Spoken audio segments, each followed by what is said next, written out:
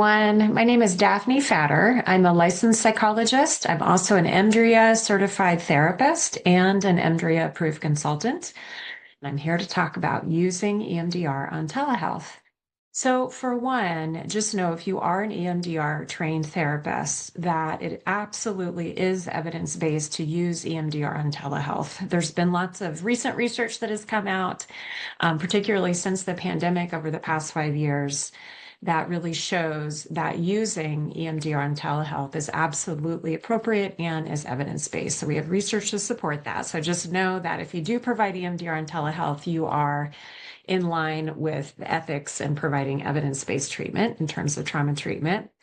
So let's talk about some essential tips in terms of providing EMDR and telehealth. So for one, make sure that you have your software program that you use. If you do use eye movements for the bilateral stimulation, just make sure that that's all set up before you actually log on to meet with your client. Sometimes you might need to log in again, or it might take more time than you realize. So we want to make sure that's totally set up before you log on with your client.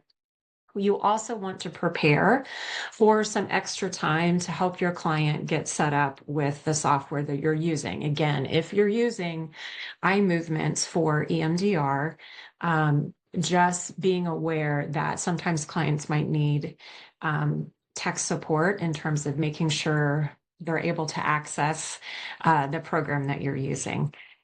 Also, if you are using a software program for the eye movements for bilateral stimulation, you want to make sure that the client is using a full monitor, okay, rather than trying to use it on their phone, because when the client is able to open the screen and follow the ball or whatever you're using in terms of your software program for your BLS, we want to make sure that their eyes actually are able to move full range just to fully benefit from bilateral stimulation, which helps tax working memory and helps EMDR be as effective as it can be. Secondly, you want to consider in terms of your setup, you want to make sure that you can actually see the chest of the client, okay, so that you can track their breathing. I know for me, that's one of the main ways during reprocessing during EMDR that I'm tracking my clients to see, okay, are they holding their breath? Are they breathing faster? What is happening in terms of their breathing that helps me try to have a sense of what's happening in their autonomic nervous system and if they're within their window of tolerance or out of their window of tolerance. So if I were my own EMDR client right now, I'd actually change the setup that I have and actually move the screen down just a little bit more and ask the client to move fully back when they are using the eye movements for the bilateral stimulation for reprocessing. And so that I, as a therapist, can see kind of their full chest, so I can more easily track their breathing during a session. Other things that are helpful in terms of tips, in terms of providing EMDR online, would be just to make sure that you have a strong working alliance, of course, before you are offering reprocessing with your clients. We want to make sure that they have lots of resources. They have skills to practice coping skills in between sessions for practicing any arousal or trauma triggers they may experience in between sessions.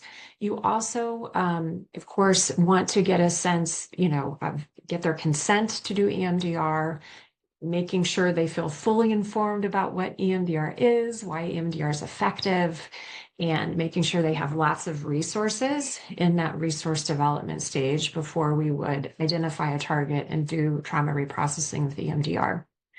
So making sure you've got a strong working alliance with your client, make sure you have full informed consent, letting them know the benefits, the side effects, the possible risks with doing EMDR as well, and the timing of when it makes sense to do EMDR in the context of your treatment plan.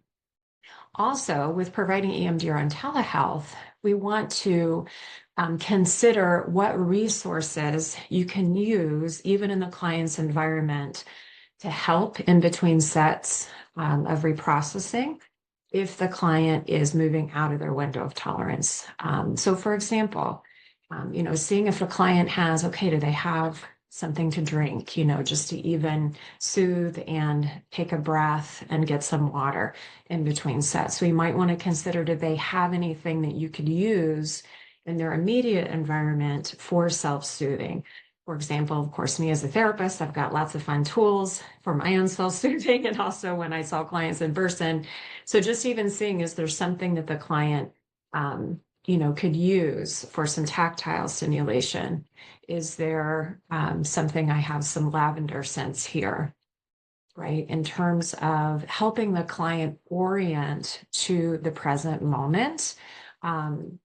If we need that resourcing in between sets. Of course, we're also going to consider other options for that as well. We can consider having them do a present moment a task to help tax the working memory. So we can consider that. We can also consider different interweaves, for example, a parts interweave around parts to help them connect with parts of themselves that may be stuck if they're looping and reprocessing. So you have lots of options in terms of interweaves that you can bring into the session. But in terms of a telehealth session in particular, we want to be aware of, okay, what resources do the client already have access to that we can use to help the client be more present if we need to bring in some resources in between sets.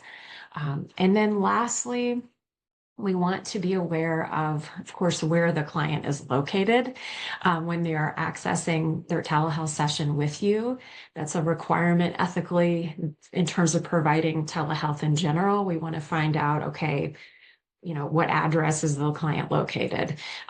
Particularly if they're in a different environment that, say if they're, in a different setting than their home, we want to know where they are when they are doing an EMDR session so that we can offer crisis management resources if needed. So for example, if the client has a medical emergency during the session, we want to make sure we can refer them to appropriate care, for example, in session. If they have a mental health emergency in session, we want to make sure we're aware where they're located physically so that we can refer them to appropriate in-person resources for their mental health. So those are my tips on how to provide effective EMDR trauma treatment over telehealth. Thanks so much and have a great day.